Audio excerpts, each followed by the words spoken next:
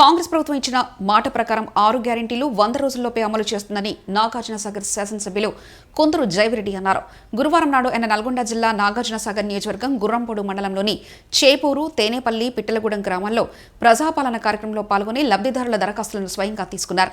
ఈ సందర్భంగా ఆయన మాట్లాడుతూ ఇప్పటికే 6 గ్యారెంటీల పథకంలో మహిళలకు బస్సు ప్రయాణం, రాజు ఆరోగ్యశ్రీ అమలు చేశామని, మిగతావి కూడా త్వరలోనే అమలు చేస్తామని, దరఖాస్తుల సమయం ముగుస్తుందని, ప్రజలు ఎవరూ ఆందోళన చెందవద్దని, 6వ తేదీ తర్వాత కూడా పంచాయతీ కార్యదర్శులు దరఖాస్తులు స్వీకరిస్తారని తెలిపారు. ఈ కార్యక్రమంలో కాంగ్రెస్ మండల పార్టీ అధ్యక్షులు తగుళ్ల సర్వయ్య, వర్కింగ్ ప్రెసిడెంట్ సూదిని జగదీశ్వరరెడ్డి, జాలచిన సత్తయ్య, రాధాకృష్ణ పంతులు, చినమల జగదీశ్వరరెడ్డి, మేడి వెంకన్న, బొమ్ము శ్రీను, కమతం జగదీశ్వరరెడ్డి, శివాజీ శర్మ, మారెడ్డి యాదగిరెడ్డి, చేపూరు సర్పంచ్ విజయ్, తేనపల్లి సర్పంచ్ ప్రతాప్ రెడ్డి, అధికారులు, కాంగ్రెస్ పార్టీ నాయకులు, గ్రామ ప్రజలు తదితరులు పాల్గొన్నారు.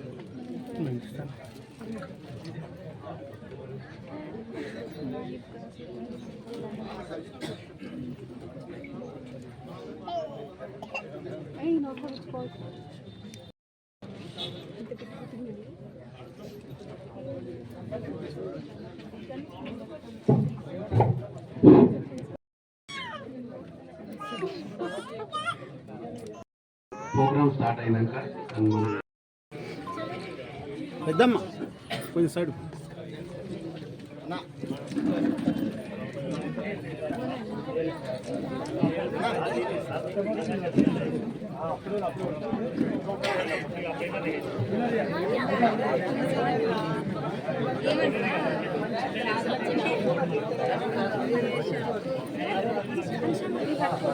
బాబు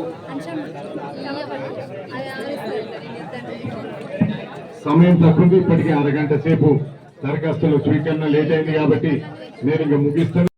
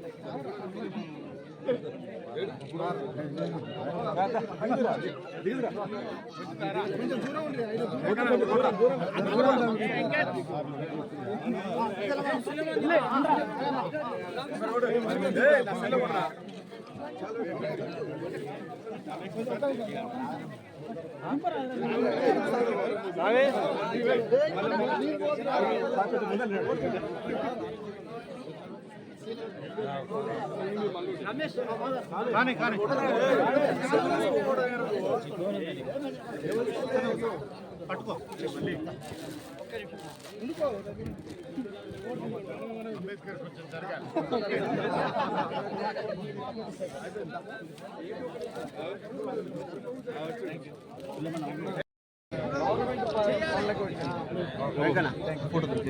కొత్త ప్రభుత్వం ఏర్పాటైన తర్వాత ముఖ్యమంత్రి రేవంత్ రెడ్డి గారి ఆదేశాల అనుసారం ఇప్పుడు మన ప్రజాపాలనలో భాగంగా చీపూరు గ్రామంలో దరఖాస్తులు స్వీకరించడం జరుగుతుంది. ముందుగా అభయహస్తం పథకాల పేరిట మేము ఇచ్చే 6 గ్యారెంటీల్లో 2 పథకాలు ఇప్పటికే మహిళలకు ఉచితం ఆర్టీసీ బస్సు ప్రయాణం గాని, రాజీవ్ ఆరోగ్యశ్రీ పథకం 10 లక్షల వరకు వర్తింపజేయడం గాని అప్పుడే జరిగినాయి.